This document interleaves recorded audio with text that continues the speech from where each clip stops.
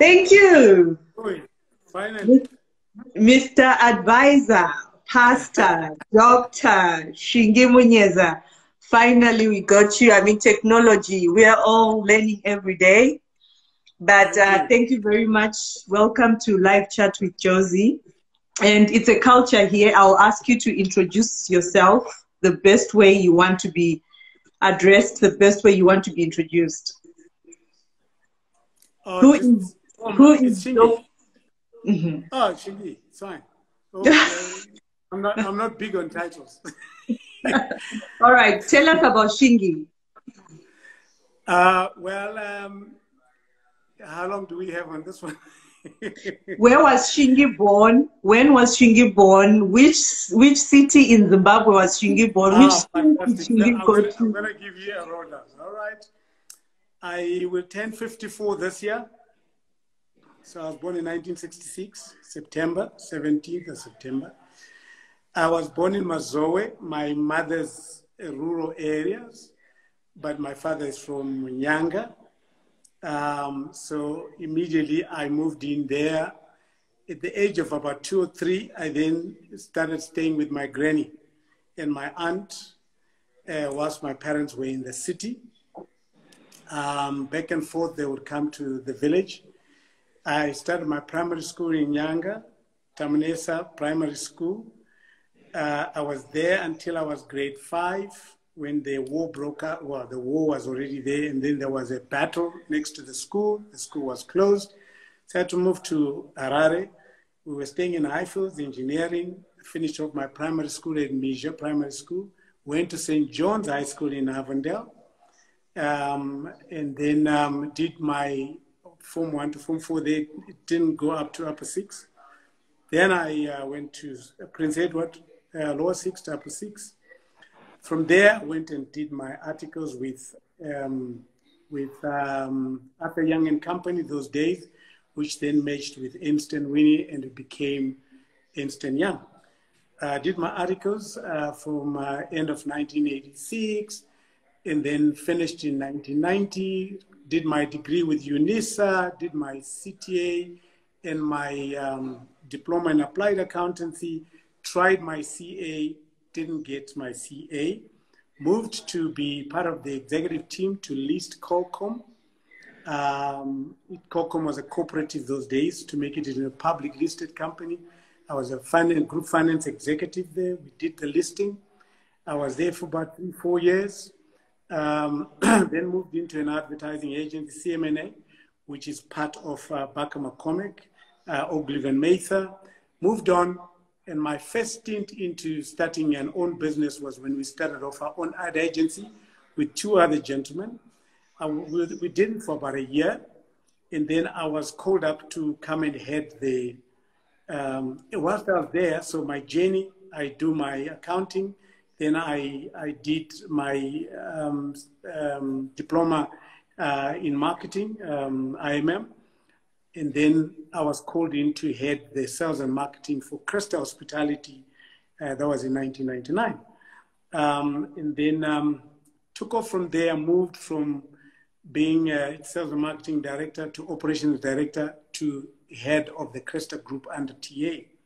Whilst I was there, there was an opportunity for a management buyout. I won't go into details because it would take us forever to go through it. Did that, put together, went to financing houses, institutions, did a management buyout, took over with a group of a consortium of guys, which I headed, and then we took over about 32% of Zimsan at that time, after its unbundling from Delta. Then after that, we grew the shareholding to about 40%.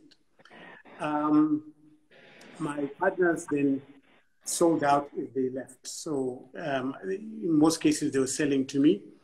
We unbundled. At that time, Zimsan was loss-making. It was really back against the wall. We had to turn it around. That was in 2002 when I took over. The market cap was about 1.5 million, equivalent of $1.5 million US. So we had unbundled the assets and listed Dawn. We did it in a space of 12 months. But we also had to look outside and make sure that, because at those times, tourism had plunged and we needed to grow our foreign currency revenues. Then we did a lease arrangement. We bought into a lease in Johannesburg for the Grace Hotel. It's now 54 on Bath, which became one of the best performing, in fact, the best performing boutique hotel in the whole of Gauteng for a consecutive 4 years. That was in 2004. Whilst there, some escapades into West Africa, we built the first Holiday Inn in Ghana. And I was proud host to Barack Obama when he visited Africa for the first time. It was just an experience to see how the whole Secret Service takes over the hotel over a period of 6 months. So that was that. And then we did also took over the Obudu Mountain Resort, which was the presidential retreat center in Nigeria, where the president's retreats to. It used to be called the Obudu Cattle Resort, but on the top of the mountain. So we took over the whole resort. We managed that for about 5 years. We had other 5 hotels in that space. Built a hotel working with a developer in Botswana. And then we didn't agree on certain terms, so they looked for another manager. So that was just the bits and bobs about my stint at Zimsan. But we rebranded it in 2008, right at the height of all the problems we were having in the country, because we're now going into Africa, so we called it African Sun. Back at home, we had to struggle to make sure that the hotels remained open. Whilst they were doing that, we also had managed to create a lot of shareholder value, because when we did a dividend in specie with Dawn, Dawn was actually much bigger than Zimsan for a long time. So we quadrupled our value from more than actually. When I left, Dawn was valued at just over $30 million US, and African Sun was valued just below $20 million US, after having taken the whole group at around $2 million. So that was the, and then just feeling that I needed to exploit more on my entrepreneurship skills, and I had gained enough. Whilst I was there, I was Tourism Personality of the Year for 4 years in running. I was the Director of the Year. I was CEO of the Year. I was Chairman of ZTA. I was ZCT President for 2 terms. I was voted the Africa called Hotel Investment Conference Africa, which is an African group that has shows every year across Africa, is the Mover and Shaker of the Year. That was about in 2010. Yeah, and then I was awarded a doctorate degree by Selous in University in Bulawayo, just outside Bulawayo, for my development in the tourism industry. We worked on the UNWTO. There were so many things that we had to fight during that time. Anyway, that's about tourism. That's about my. Then I decided that I needed to go into my own entrepreneurship drive. I come from a very enterprising family. My dad, late dad, who died in August last year, sadly had been the largest pool builder, swimming pool builder since I was born. But he had started about 1958. So before independence, he actually partnered up with Joe Jackson. Some people think that Jackson Munyeza, my dad's first name is Jackson. No, that was a partnership. So it's Jackson Munyeza, Joe Jackson and Freddie Munyeza. And we did that. And, when Joe died in 1994, we took over the entire business, and my brother runs that now. What else? Then I decided to go into what I call the unicorns. And that was big data, ICT, e-commerce, solar, as well as entrepreneurship development, and also a bit of commodity broking. So I'm in 5 sectors of the economy. Before I left African Sun, I wanted to go into some branding, franchises, food franchises, which I wanted to experiment around. So I went into restaurants, but at the back of that, I had other businesses that were developing ICT and so on. But of course, what was more visible was the restaurants. After 2016, 2017, 2018, we couldn't pay our royalties. So we had to agree with the franchisors that we needed to sell out. So we closed, we sold, we left the businesses and did a deal, some of it with one of the listed entities in the country. One of them that is still remaining is Ocean Basket. So we had News Cafe, Mag and Bean, Simply Asia, Smooch, probably I've forgotten another fifth one. So we did, there were nine restaurants all in all. We rolled out over a period of 15 months. It was a title. We employed over 500 people over that period of time, but sadly that is no longer the case. So I moved that business in South Africa where I've got Mag and Bean and Ocean Basket. So the restaurants business is now based out of South Africa. So that's one. The other side is my spiritual side. Yes, I was about to ask that. I was born again in 1984 as I was finishing my Form 4. I actually wanted to be a priest, a Catholic priest. And I did a bit of an induction, but there was a crusade, the Renard Bonke crusade that happened in 1984 in October. I had gone to the novitiate or the seminary in Shawasha just to get used to what was going on. But then I got into the evangelical stream, got saved in October, so the whole priest thing fell apart. Fast forward, then I joined Faith Ministries at that time. Then in 1992, became a youth pastor and moved to Mbare in 1996, became a youth pastor in Mbare, worked with the young people in Mbare there. Had a great time and became the pastor for the congregation there, which was the largest congregation for Faith Ministries, which had over 50 congregations countrywide. So yeah, that was from 2006, I became the senior pastor for the entire Faith Ministries family until 2017. So I was 11 and a bit years as a senior pastor for Faith Ministries. Then in 2014, I became the Evangelical Fellowship of Zimbabwe, which is the evangelical body, as their president from 2014 to 2018. In 2016, I became the Zimbabwe Heads of Christian Denominations, which embrace 4 umbrella bodies, which is the Catholic Bishop Conference, which is the Catholics, the ZCC, which is the Protestant churches, and then EFZ, and then there's UDA CESA, which is the indigenous apostolic churches that were under that arm. Whatever I left about my church. So I didn't still, from Mbare, I moved to Borodale in 2008 to take on a congregation that was about 50 and try and build and grow the congregation. Today, with kids and youths, we're about 1,300. Okay, and so we don't meet. So you said you were born again in 1984. So is the born again process the same as a calling, or when did you get your calling? The calling comes on as you grow and mature in the Lord. So it's not something that you can say, oh well, I think I'm going to be like this. Born again is just getting saved, surrendering your life to Christ and walking a different journey that you would have walked, God-fearing life. It does not mean that you don't struggle, you don't stumble, but it means that you've got now a north that you follow, which is the way of Christ, and that you walk by grace and you do your best. Even if you flounder or fail, you keep going. Okay, so the calling came around it was clearer in 1992.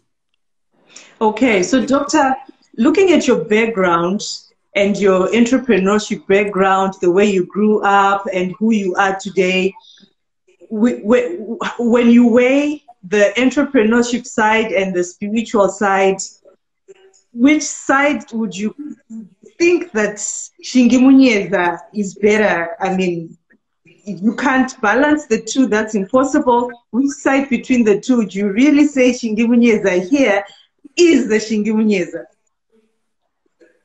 Well, I think that question is always difficult because I've not lived my life to the fullest. So it's unfolding, it's unpacking. But it's probably seasonal also sometimes. So right now, I feel much more entrepreneurial. Mm-hmm. But it What? doesn't mean that I don't have the pastoral calling. But then as you walk with your life, you don't live your life in silos. I'm not dichotomized. So what you find me at church is what you find me in the marketplace. So I don't separate the two. So it's not like jobs. I don't treat them as jobs. So at church, I'm much more of a pioneering apostolic, prophetic apostolic, giving direction and charting new ways. And that's what I do when I'm starting businesses and growing businesses. So it just depends on the kind of task that is at hand. But yeah, it's a journey. So it is always, like I said, it's always difficult. So when you wanted to start your restaurants, by the way, I was one of your patronizers at News Cafe, and yes, I was always at News Cafe. So as a pastor, I mean, how did you balance the two, selling alcohol and then on Sunday you're preaching that alcohol is bad, smoking is bad, don't do this, don't do that, yet money is rolling. Josey's at News Cafe there, putting money in Shingi Munyeza's business, buying alcohol. I drink, yes. So what did you say about that? Right. It's going to take a little bit of a while, but I'll just hit the main points here. First of all, there is no business that gets saved, and there's no business that goes to heaven. Okay? So it's people that go to heaven. When you talk about sin, it is you committing the sin. So, for example, if I ran an internet company, at what point you tell me that I should not make it available because it is having people to have access to pornography? So what do you do there? So do you then stop running that? For example, my brother Strive runs the biggest network or MNO, but that has made all of us accessible to pornography. So what do? Do you close that business? Now, the principle here is that the indulgence or the sin is upon the consumer, because businesses in themselves, they are nature. So, for example, food, if you overeat, the Bible says if you overeat, you've sinned. So at what point do I monitor you, Josey, that you must eat this and you must, so I'm not going to sell food anymore. So no, that is, yeah. So when you meet Josey, which side would you want to move Josey to? Josey be born again and start coming to faith ministry, stop drinking alcohol. But you meet Josey in News Cafe, oh, thank you so much, Josey. Thank you for patronizing me and have a good time. And Josey's money is so. Now, let me just tell you one thing. I absolutely have no problem with alcohol. That shocks you. Yes. I have a problem with drunkenness. Because ultimately, that is where the measure in the scriptures is. I don't want to make this could take us the whole session now, but that is it. I don't have but what are the after effects of alcohol, Pastor? No. I am just saying, if you came and you were not drunk and you had a sip of alcohol, what am I going to say? Because at the end of the day, it is a choice you make. So you're not supposed to please me. So we can get fixated on alcohol. Why are we not fixated on the internet, which is a worst criminal for kids and everybody? Our kids can't even cope. They're dying. Should we shut down those businesses? No, maybe because all these things, you are not hiding it. I mean, you're doing it in the open. Shingi Munyeza has opened News Cafe at Borodale. Shingi Munyeza is a pastor. Of course, I know there's a lot of business people that are also like pastors and Christians doing other things. I know that. Sorry, I'm just trying to get rid of the comments on your face. They're just too much. No, that's fine. No. This is going to be... So all I'm just saying to you is, do we shut down the internet cafes? Now I'm in ICT and e-commerce. So what are you going to do? It's just because it's not out there, but it's a big business today. What do we do? Okay. Well, like you said... So which business is not sinful? because Clothes. business. Selling Yep. clothes. What other business? This business. You're using a channel. You want to know what happens on Instagram? Of course I do. That's why I didn't want to even carry a pastor to Instagram. I wanted That's you on your, Facebook at least. that's your issue. Now, what are we going to do after this? Anyway, Dr. Munyeza then became, of course, Yeah. we cannot, there's a lot about you. I mean, like someone just wrote that when is the book coming? Before we dwell into the serious business, someone said, when Well, is your book coming? the manuscripts, I keep putting them together. There's probably moments I keep thinking, well, I need to just put out a book there. But then some event happens in my life. So when I left African Sun, for example, I thought, let me just close this chapter because I sold out at the best that I could and I needed to invest in other businesses. But I thought, let me write a book here. But the moment I went into the ICT, solar, entrepreneurship, and I went into the restaurants, there was a whole new chapter that then opened, and I'm saying, maybe I should just keep the manuscripts there. Now I left those. Now there's this whole thing about presidential advisor and all this. There's a whole new chapter that comes in. So I'm sitting there and I'm saying, do I write this? But somebody said, look, maybe you need to write about just episodes in your life. Yes. And not wait for your life to be complete. Maybe I want to write it when I'm 80. My dad died when he was 80. So maybe I want to write it when I'm probably 75. Then I would know that I've lived. But Pastor, I think personally, my opinion is you need to just start writing episodes because you never know. I mean, our lives belong to God. So that's just my opinion. People want your book. There is just thousands of people out there, and I mean thousands, in whoever says, when are you going to write this thing about? Because there's a lot that I have put together. And when I do conferences, because I don't give other people's, I give my own failures, my own successes, and so on and so forth. Yeah, there's quite a bit there. And I think our universities would benefit from some of those, particularly my own failures. They'll benefit a lot. A pastor selling alcohol, of course. Anyway. Yes. Well, no, do you know what it is? Let me just stop that, to end off that conversation. Did you know that when I was celebrated by everybody as a hotelier globally, did you know that African Sun is the largest alcohol outlet? I'm not surprised. So it is. But they celebrated me. The moment I opened a news cafe, they all went they lost their minds.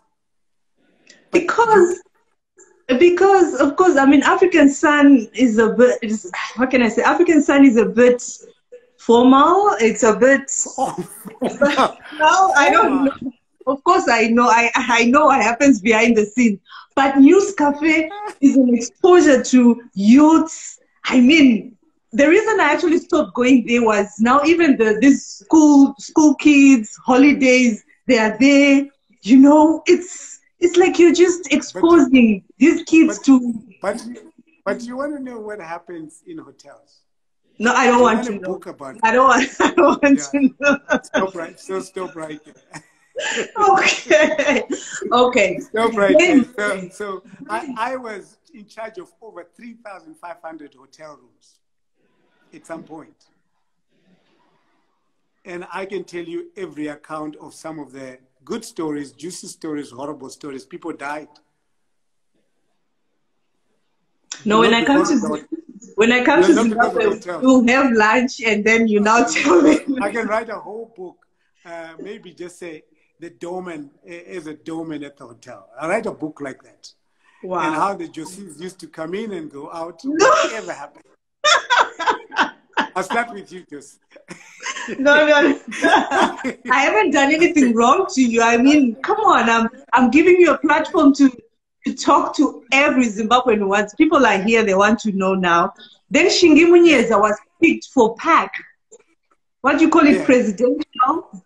Advisory Council, yes. Council or committee? Council. It's council. You know, Zimbabwe, we like these titles, but it's okay. Yeah, I know. So were you told the reason why you were picked for that? I actually don't know because there was no kind of a conversation that says, you know, I just got a letter. I just got And then you advice. signed your life out. Yeah, I said, look, let me give it a try. You know, as an entrepreneur, I said, let me give it a try.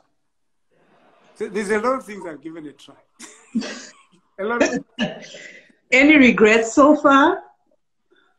Yeah, I do regret. Is it something that you cannot come out of? No. I'm serving my country.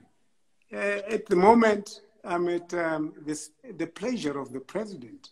So if he doesn't feel that I would like, I no longer serve him, I should no longer serve him, it's his prerogative. But at the moment, I'll do the best I can. I'll still continue to serve. But I've been disappointed, maybe.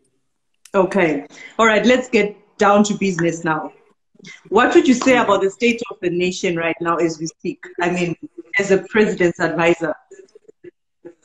Now, I don't, to be honest, I would want you I want to abuse you so that I don't talk as a president, because I'm not the spokesperson, number one. I'm under oath in terms of as a presidential advisor. So it is the same way that I'm under oath as a pastor when people come and talk to me about their problems. I can talk about general things that everybody else knows, but I'm not going to talk about my role as a presidential advisor. So maybe no, I'm not asking you. Okay, you are under oath. That's fine. Okay, Shingi Munyeza, what can you say about the state of the nation as we speak? State of Zimbabwe. Fine. Now that's even better. Now that's even better. State of the nation, I am not happy. I am very disappointed.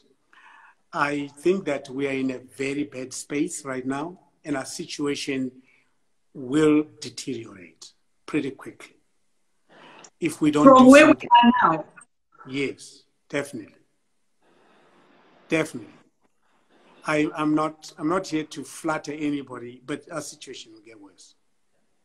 So when you, okay, why do you think First of all, number one, it is because of the coronavirus, and I'm not in order of importance. No, come on, Pastor, please. Let's talk about before coronavirus. Okay, no. I'm just saying coronavirus, so let's get that out of the way because it has jolted the entire world. So we don't have the levers we would normally have to kickstart any economy, any society, any business for that matter. So that's one of the disabling things. But before coronavirus, I've said this publicly, we're already on our belly. Mm-hmm. The economy was just down there. Why? High inflation rate. Why? A couple of things. Number one is that we have badly managed the economy, policy inconsistency. And I want to say that it has not been helped by the sanctions that have been there, because those are real. I know that people want to, why they got there is because there was abuse of rights and so on and so forth. There was also the land issue. But the fact that they're there, it means that there's certain transactions, there's certain access to capital or access to funding that you can't just have. Zidera, I went to Washington in 2015 with a group of other 9 business people to plead with the American government, and we met the Undersecretary of State, Linda Greenfield, and we were being chaperoned by the then Ambassador Bruce Wharton. We went through there. They gave us a reality check that sanctions, as long as Zidera, it was not going to be a walk in the park. We had to work on the OFAC list, at least trying to remove certain companies from that OFAC list. But the Zidera sanctions, do you know that Mandela was on sanctions until 1999? You know, Pastor, when you talk about sanctions, okay, I personally believe that Zimbabwe is on sanctions. That's true. But how come things were better when President Mugabe was there? Even he was under sanctions. Zimbabwe was under sanctions. So what has happened? What has gone wrong? I am one of those people that really wanted President Mugabe to leave and to rest and whatever. But as I look back at the time when he was there and now, I would prefer that he, of course, you can't live forever, but I feel like he was better. Josey, I know you love our late president. I love Mugabe. I love even Idi. I love everyone. I don't hate anyone. Even Idi, I love him. I love you, Dr. Shingi. But look, we have had these conversations. I know that you love your country. Baseline is you love your country. Yes. So anyway, the issue here is that economies, nations have to have a vision. So the one good thing that you can say that Mugabe did was, well, not one, a couple of things, is that, well, he led the teams to get our independence. That is a result. So you can't take that away. That's number one. Number two, it was the land issue. The way it was done was messy. I don't think there would have been, I don't know, maybe we could have negotiated, we could have done some kind of stealth. And he wasn't alone. But yeah, I'm with you. And I'm just saying that's another. It's an achievement I'm talking about. So I'm not even looking at the bad side of it. Let me tell you the atrocious side of things. Number one, the human rights record under even the late president was bad. Yes. Number two, the economic management under the previous president was bad. Now, yes, you tell me, you look at the graphs, they'll go like this, a bit of a yo-yo, but you go into it, it looked like there was no focus to make sure the economy was managed properly. We're not even talking about when the land reform was done. Late, you know, it kind of peaked 1996. When you get to 97, 98, 99, the economy was going into the... Yeah, I remember. A mess. Yes. So 1998. So by the time we got to 2000 and the birth of opposition politics, we were already in a mess. So the economic management, the country lacked a vision on economic management, lacked a consistency of policy in economic management. They didn't. So fast forward, of course, we had GNU, we had all that, which is another conversation we can have. But let's talk about the current leadership. And I talk about a leadership, I also talk about a system. I refuse to talk about individuals. I'm only talking about the late President Robben, because you raised that issue, because you also have some good memories for him. And I to give him credit, I've given him where the credit is. So there's no need for us to argue about that. Yes, I'm not saying Mugabe was perfect. Obviously, the Gugula Wundi, the human rights and all that, yes. But I am just concerned about the state of Zimbabwe as we speak, the way he left it and where we are now. Let me just say this. All indicators in terms of economic growth, for me, it's not so much about economic growth. For me, it's much more about the quality of life. So we got to look at the quality of life from 2017 in November to the quality of life right now. So forget about indications. You know, economists want, because they never agree anyway, economists. I'm an accountant and I'm a marketer, I'm a hotelier. I've got qualifications in all fields. But let me just say that you will get different views.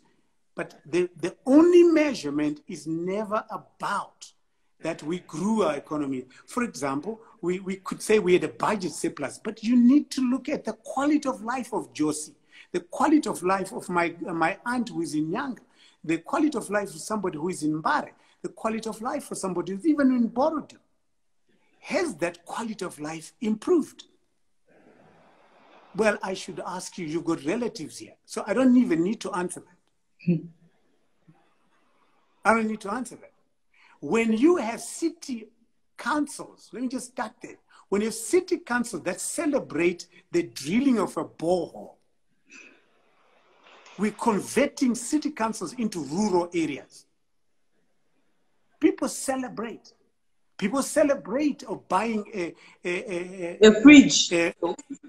Yeah. This is where we've now got ourselves into. So when we start celebrating... The opening of a mortuary. Well, you can list them, and I'm not going to list them, but I'm just telling you that the measurement is about the quality of life. That is the measurement. if the quality of life does not improve in another month, in another 2 months, you can't keep saying that things are going to be better. But I'm not so much concerned about that, Josey, to be honest with you. If the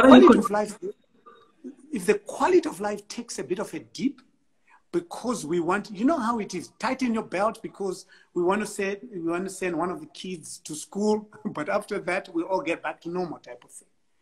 I don't have a problem with that, where we're saying, let's go to austerity for prosperity, which was a good policy framework. But then we started saying we are now going to prosperity. The situation has deteriorated. Now, I also don't have a problem if it is just a matter of time. I have a big problem when now we have the worst corruption ever. But Pastor, my question to you is, of course, you said you are under oath. There are some things that you can't discuss, how you advise the president and all. But I think the 2 sermons that you've done the past 2 weeks, although you're using the Bible, it's a direct message to the system that I'm still going to ask you about this particular system, but it's a direct message to the system. So my question is, you are the advisor. I know you don't want me to talk about that, but are you trying to use the pulpit to send a message, yet you can still do it directly as an advisor? I mean, if you're preaching to us what you want us to do when you have direct access, I mean, to the system. Remember, I'm a pastor, so don't forget that. So let's go through the Bible. If Jesus wanted to rebuke a whole population, what did he do? He went onto a boat. He preached to the multitude. Let's wind back. If Paul, well, let's even go forward. When Paul wanted to reach out to communities, did he go into the chambers of wherever the leaders were? No. He went into the marketplace. He broadcasted at that point. The very sermon in Acts chapter 2, when Peter stands up, it was not in some closet. When you go to the Old Testament, you look at the prophets, you look at Isaiah, you look at Jeremiah, you look at Ezekiel. Now, you look at some prophets that were not credited with the book. Nathan, he had to go into the chamber, but David had to come out and say, look, I'm the one. But you cannot talk to just the leaders in their closet. It's a very retrogressive thing because you're not leading yourself only. The people out there, the role of the church is to bring a godly order. And that if there's anything, that's why I refuse to discuss with you the things we discuss as PAC, because those are meant for the president. But the issues that I'm talking about affect you. These are public knowledge issues. I'm not coming up with something new. Why would it look like there's something new when we've just said that the situation has gone worse? What is the problem? It's a leadership issue. So yes. Why would I need to go into a closet with one of the ministers and say, so if it's the leadership, Pastor, if it's the leadership issue, and yet the same leadership is the leadership that you're advising, I mean, you are dining with the devil then. Yeah, but remember, let me give you examples. Joseph, where was he, Prime Minister of Egypt? In some kind of foreign place or outside and telling the Pharaoh what to do? No, he was inside. Now let's move fast forward. Where was Moses? Where was Moses raised? Let's fast forward. Where was David raised when he slaughtered Goliath? In Saul, a king who had already been denounced by God. He served under that king. He actually left because he fled because he was going to get killed. Let's keep moving forward. Daniel, where was he? Serving an evil king. Let's keep going. Esther, she was married to the wrong person, the king himself. who wanted to remove the entire Jewish nation. So, where does Shingi Munyeza go? So Shingi Munyeza is serving. Serving God in that way. So you cannot tell me that we must all remove. When did Shingi Munyeza realize that he was dining with the wrong leadership? When did you start realizing? I'm not necessarily saying I'm dining with the wrong leadership. The leadership, bad leadership. Yes. Let me just tell you, leadership in Zimbabwe is across the board. So I understand that there's a leadership cry at a government level. There is even a leadership. Let me talk about the political parties. There's a leadership death. There are political parties. And then let's talk about the churches. There is also a leadership death. Let's talk about business. There's a leadership. Why? Is because over the years, we did not do much in enhancing good leadership. Yeah, but for now... We enhanced the system of patronage. We enhanced the system of cronyism across the board. Yeah, but for now, we can only talk about the government leadership, Dr. Munyeza. That's what we really want to talk about. Yeah. I know you want to talk about that, but I'm just saying, when does Daniel realize that he's going to serve a king who has captured, who has made all the Jews into slavery? You know, you're going to twist my brain with the Bible quotes. When did you realize that the direction you wanted to go? Let me just say this. Before, let's wind back, 2016, I came up with a 10-point message how this economy can easily be run. I remember. That got me into trouble. I was arrested for those 10 points. That's the leadership death. That was during the former president's era. That was in 2016. I already knew that our structures and our systems are wrong. So you want to know when? It was then. And then you still got a letter to join the pack. And you did sign the letter and accept. So I had a choice, which is what everyone has been doing. So you say this is the situation we've got, so let's run away from it. So you want me, because the Bible tells me that I'm salt and light. So I cannot afford to ignore a bad situation and we all run, which is what has happened over the past 30 years, 40 years. People have run from this country. People have run from private sector. People have run from public sector and moved to other places. And guess what we've now left with? A situation where there's a leadership death. You should come. You are to blame. And you are to blame. Because you are the advisor. We blame the advisor. No.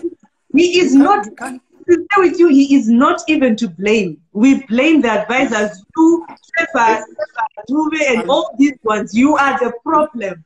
So that is why I wanted you on this platform today. You have blocked a lot of people. You have blocked a lot of people for saying the things you are now saying now. There's a question here, why did you block me for saying things that you are now saying as well? Let me tell you, I never block anybody who wants to disagree with me. I block abusers. That guy, I can even show you the track. He was abusive. Language that can't even be said in a beer hall. Yeah, so I also block when people insult my family, or I also block, or insult me, I block. When we spar, when we do banter, when we disagree, whether it is ferociously disagree, I have no problems with that. I've got a thicker skin than that. But when you start abusing, because I like some lessons that we learn. So if you and I are throwing back and forth, when we agree, we don't agree, I don't have a problem with that. But I have a problem when you start abusive language and abusing the platform, you're abusing my timeline. No, you're allowed to say, look, I completely disagree with you, and I have no problem. So, and that is what has killed us in Zimbabwe. Will you confidently, I mean, like you said, you write a book. I asked you to introduce yourself for a reason. Will you confidently add being a PAC member on your CV? With the way that... Oh, yes. I have nothing in my where the journey I've walked in life, that I don't want it to be included. The Mm. role I've played, even if it was a failure or it was not perceived correctly, I like to add it on because it is going to. Why try and paint a glossy picture out there?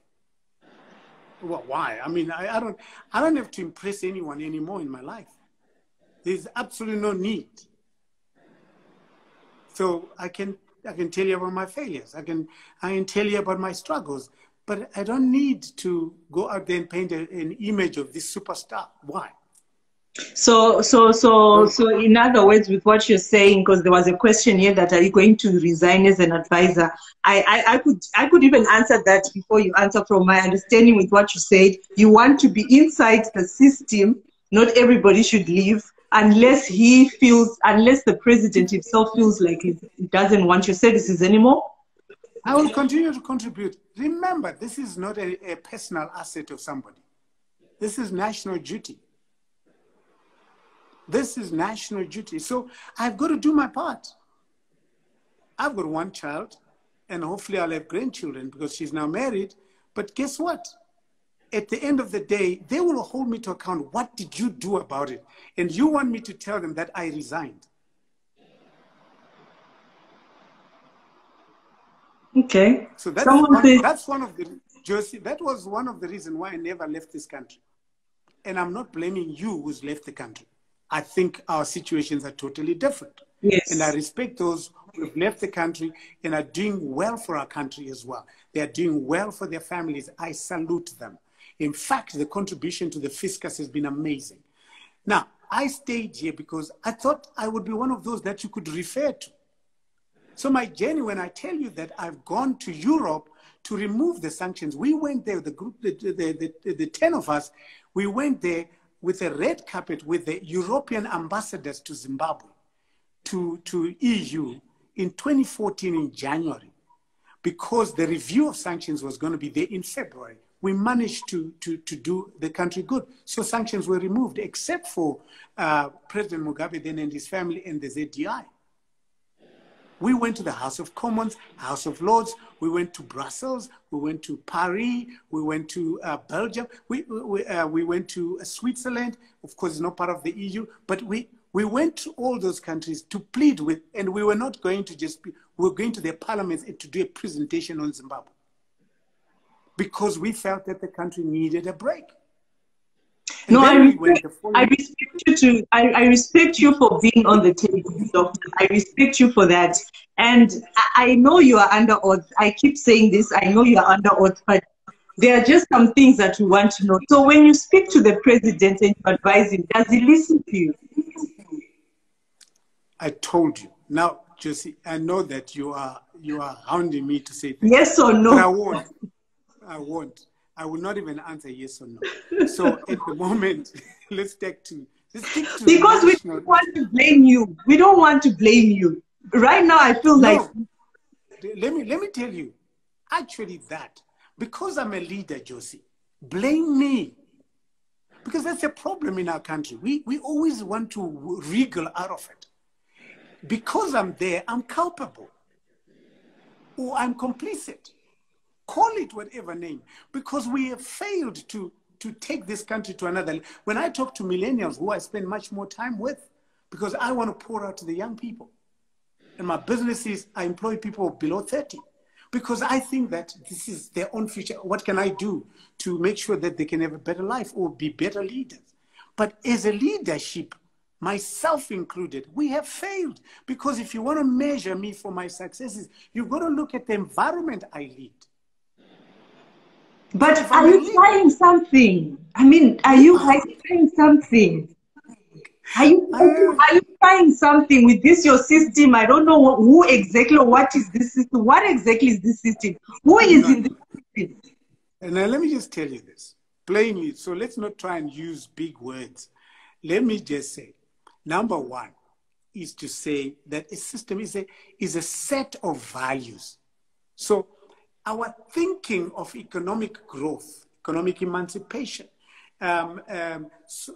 societal transformation, the values we use are wrong, are faulty at the moment. So it becomes a system because it's a culture.